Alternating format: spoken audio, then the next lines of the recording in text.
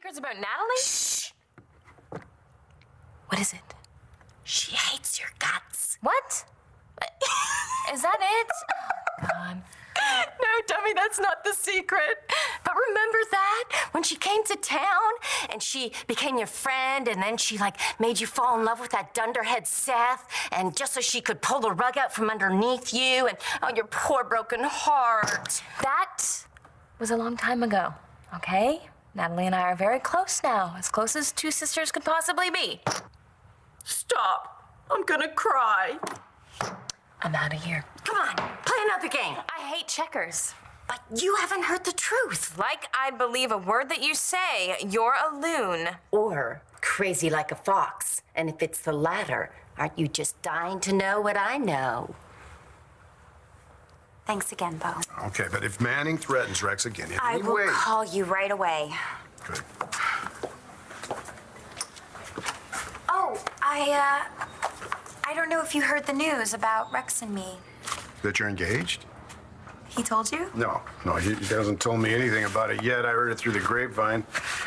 But congratulations. Thank you. I understand that there's a little problem with the ring? Yeah, it belonged to someone else.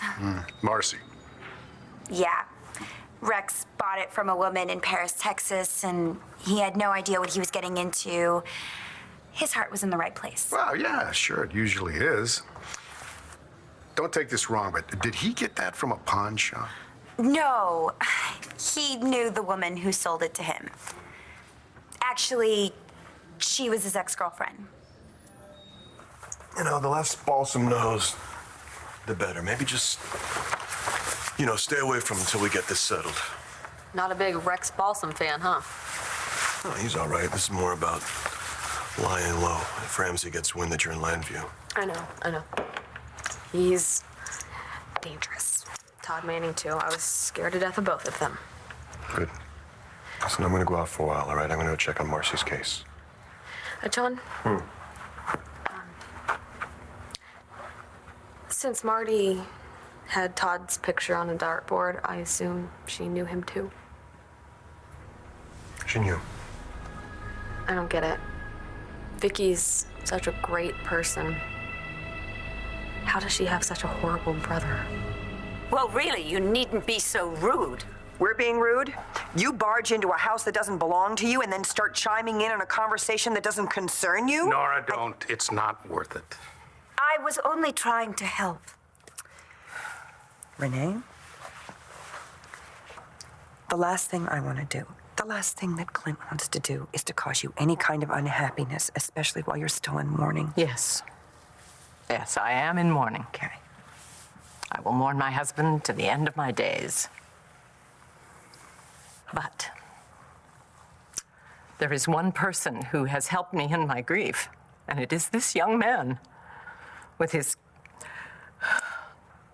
gracious spirit, his sense of humor. So, you own this house, and if you're committed to asking him to leave, then I'm not bluffing. I will leave too. We'll set up residence at the palace.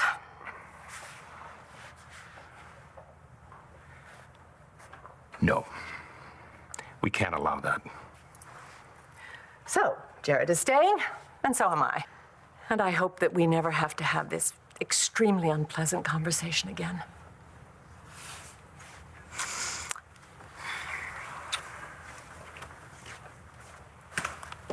Well, I think things worked out really nicely. Nora, let's go to dinner. In a minute. We may not be allowed to ask you to leave, but I do hope that you find your time here extremely uncomfortable knowing that you're not welcome.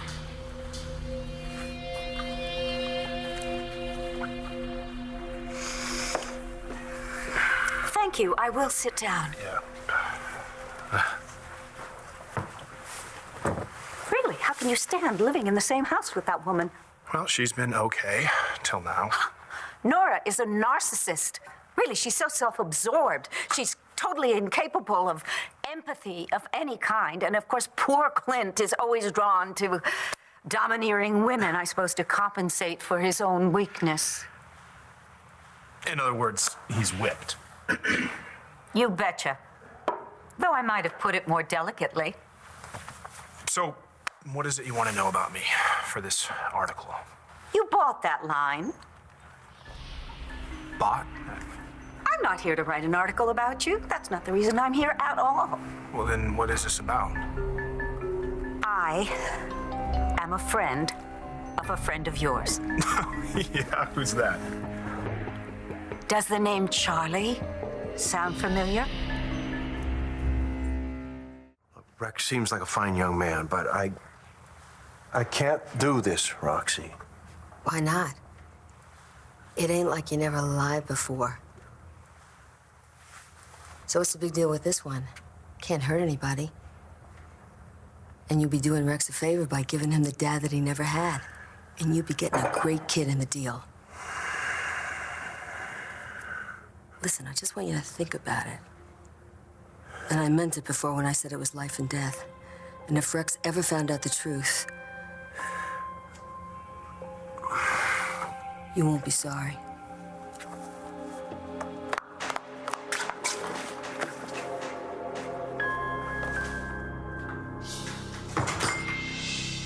You know Charlie? Lovely man.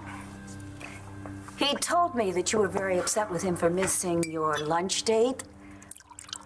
And that you didn't believe his story, that he was out of town on business, that he ran out of gas, and there was no cell phone transmission. Well, I'm here to tell you that, yes, he was out of town looking into a contracting job for me. We took my car, my chauffeur ran out of gas. There was no cell phone blah, blah, blah. Anyway, I take full responsibility for what happened. So he sent you here to do his dirty work? No. In fact, he has no idea that I'm even here. Then why are you here? Because I want you to give him a second chance. It's not gonna happen. Oh, dear. Well, then I guess I'm going to have to spill the beans. Excuse me? I'm afraid that I'm going to have to tell everybody in this house who you really are.